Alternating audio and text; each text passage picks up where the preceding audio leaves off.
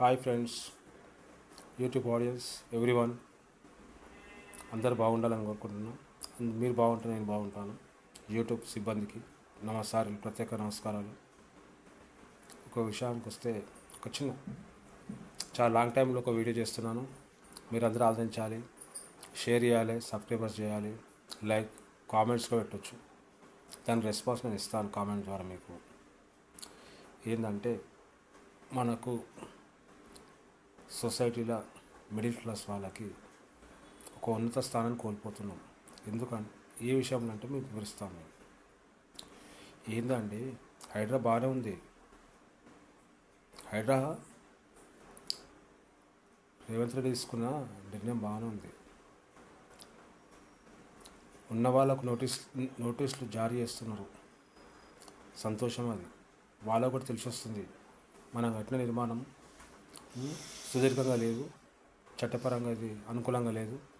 మనకు ప్రభుత్వం వారు నోటీసులు అందించారు. దీన్ని అనుసరించి మనం ఖాళీ చేయాలని చెప్పి వాళ్ళు ఖాళీ చేస్తారు. కొద్దిగా టైం కేటాయిస్తే ఆ సందర్భాన్ని వినియోగించుకొని ఖాళీ చేస్తారు.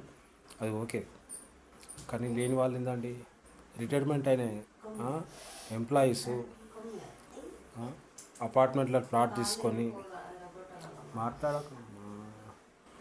అపార్ట్మెంట్లో ఉన్నవాళ్ళు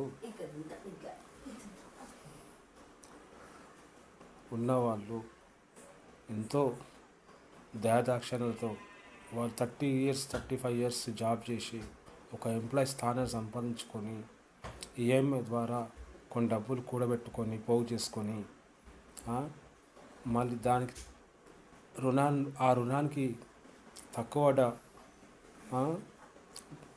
డబ్బుల గురించి వేరే వారి దగ్గర ఇంట్రెస్ట్ తీసుకొని అపార్ట్మెంట్స్లో ఫ్లాట్స్ కొన్నారండి. కానీ ఏందండి, ఈ కాంగ్రెస్ ప్రభుత్వం ఏంది, నాకు ఎక్కడ పోతుందో, అడుగు ఎక్కడ వేస్తుందో అంతం ఎక్కడైతుందో తెలుస్తలేదు 5 సంవత్సరాలలో. ఎందుకంటే ప్రజాపాలన అన్నారు వాళ్ళు, అర్థమవుతుంది. పబ్లిక్ ఎన్వెన్షన్ అని చెప్పారు.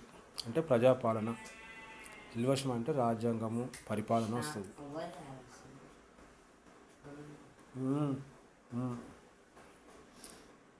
ఇక్కడ ఏం లేదండి. ఉన్న విషయానికి వస్తే చేస్తున్న మంచిగా ఉంది. చెరువుల కబ్జా అన్నారు.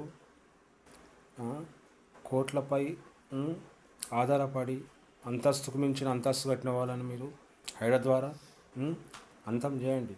వారిని బుల్జోరు పెట్టి కొలగొట్టండి, తప్పులేదు.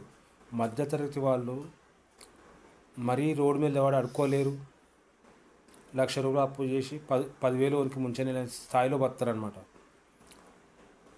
మరీ మధ్యతరగతి వాళ్ళు రోడ్డు మీద అడుక్కోలేరు, వాళ్ళకు అవగాహన ఉండదు. దృష్టిపరంగా ఆలోచిస్తే మానవతా విలువలు గుర్తు చేసుకొని ఒక విజయాన్ని అనుసరించుకుంటూ ఆలోచనపరంగా చూస్తే మధ్యతరగతి వాళ్ళు 1,00,000 రూపాయలు అప్పు తీసుకొని కూడా 10,000 ఉంచాలనుకోరు. ఎందుకంటే వాళ్ళ దగ్గర అలాంటిది ఉద్దేశం ఉండదు. కాబట్టి ఒకటి, హైడ్రా కరెక్టు కమిషన్ వేయండి.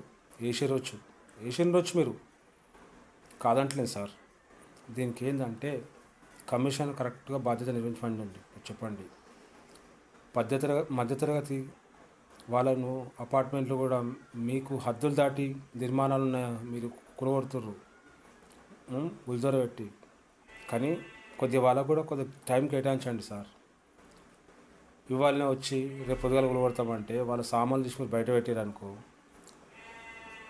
రాత్రి సాయంత్రం 7 గంటలకు మీరు రావచ్చు, 8 గంటలకు మీరు రోటే వెళ్ళిపోతారు, 9 గంటలకు ఒరిసరాలకు రూము. చెప్పండి మీరే. వాళ్ళ ప్లేస్లో మీరుండి అర్థం చేసుకోండి. మానవతా హృదయంతో ఆలోచించండి. ప్రజాస్వామ్యాన్ని కాపాడండి. ప్రతి ఒక్క దానికి మీరు సమాధానం ఇవ్వాల్సి సార్. 5 ఏళ్ళు మీ పాలన ఉంది సార్. ప్రజలు మిమ్మల్ని ఎలక్ట్ చేసారు. ప్రజలకు మేలు చేసిన నమ్మకంతో మిమ్మల్ని ఆ కుర్చీపై కూర్చోపెట్టారు సార్. మీరు గ్రహించాలి. తెలంగాణ ప్రజలను ఆదుకోవాలి. మద్దతు వాళ్ళను వేయండి. జిఎస్టీ కట్టని వాళ్ళ మీద జిఎస్టీ 10 వేయండి, ఫైన్ వేయండి. జిఎల్ ట్యాక్స్ వేయండి. తెలంగాణ స్టేట్ సెల్ ట్యాక్స్ వేయండి, కాదంటలేము. తెలంగాణ పరంగా ఎన్నో కార్యక్రమాలు చేయించండి. ఒక హైదరాబాద్ అనుకున్నారు మీరు, మీకేం పెద్ద విషయం కాదు. ఇంకా కొన్ని సంక్షేమ పదాలు, నూతన అధ్యాయాలు అనువదించండి. దానికి మేము ఆహ్వాదిస్తాం. తెలంగాణ రాష్ట్ర 4 కోట్ల మంది ఉన్నాం. మీకు అడుగడుగున విజయదాసోహం పలుకుతాం. కానీ సార్, మధ్యతరగతి వాళ్ళని ఎప్పుడే కానీ ఈ హైదరా అని, ముద్ర అని, మేలుకొలుపు అని, సంకల్పం అని చెప్పి కొత్త కొత్త టెక్నికల్గా ప్రోగ్రాంలు పెట్టి మోసం ఇలా వాళ్ళని బాధ పెట్టకండి సార్. ఎందుకంటే మీరు కూల్చిపోతున్న గంట సేపట్లో వాళ్ళు ఎక్కడ ఏమవుతుందో తెలుస్తలేదు సార్, ఏం మాట్లాడుతుందో తెలుస్తలేదు. నమ్ముకొని వదిలేసారు రేవంత్ రెడ్డి గారు, మాకు క్లేషర్ చెప్పి ఎట్లో మాట్లాడుతారు సార్. అది మనకొద్దు. చేయండి మీరు. మీకు అధికారులు అండ ఉంది, రాష్ట్ర పరపతి ఉంది, రాష్ట్ర ప్రజాస్వామ్యం మీ దగ్గర ఉంది.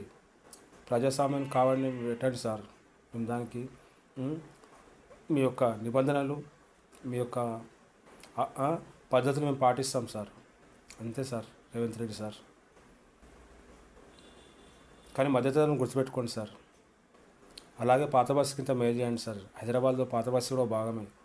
తెలంగాణకు హైదరాబాద్ క్యాపిటల్ సిటీ అయినప్పుడు హైదరాబాద్ క్యాపిటల్ సిటీ కూడా చిన్న తమ్ముడే. ఎవరు? పాత బస్సు కూడా ఒక చిన్న తమ్ముడు లాంటిదే. హైదరాబాద్ అన్న అయితే ఒక చిన్న తమ్ముడు లాంటిదే పాత బస్సు కూడా. దీన్ని కూడా ఇంత మేలు కొట్టండి సార్. చేయండి సార్ మీరు. మీకు హైదరాబాద్ ఎక్కడెక్కడైతే మీకు తప్పులు జరిగినావో కాదంటలేను, మీరు చేసింది కరెక్టే. కానీ మధ్యతరగతి వాళ్ళకు కొంచెం టైం కేటాయించి మీరు వాళ్ళ కొద్దిగా నిరుత్సాహపరచకుండా ఒక విషయాన్ని విన్నవించి మీ యొక్క స్టే అండ్ ఆర్డర్ అమలుపరచండి. దానికి ప్రజలు జాగ్రత్త వహిస్తారు. ఇంకోటి, మా సీఎం గారు మాకు ఈ విషయం వివరించారు, ఒక మున్సిపల్ కమిషనర్ ఇది చెప్పిండు మాకు అని. వాళ్ళు కూడా బాధ్యతారహితంగా అర్థం చేసుకొని అవకాశాన్ని మీకు కల్పిస్తారు. ఎందుకంటే ప్రభుత్వానికి మనము విరుద్ధంగా ఏ పని చేయలేము. ప్రభుత్వం అంటే కన్న తల్లి లాంటిది, అది మాకు తెలుసు. కాబట్టే సార్ మీరు చేసే కార్యక్రమం మంచుకుంది సార్. Hyderabad hats off.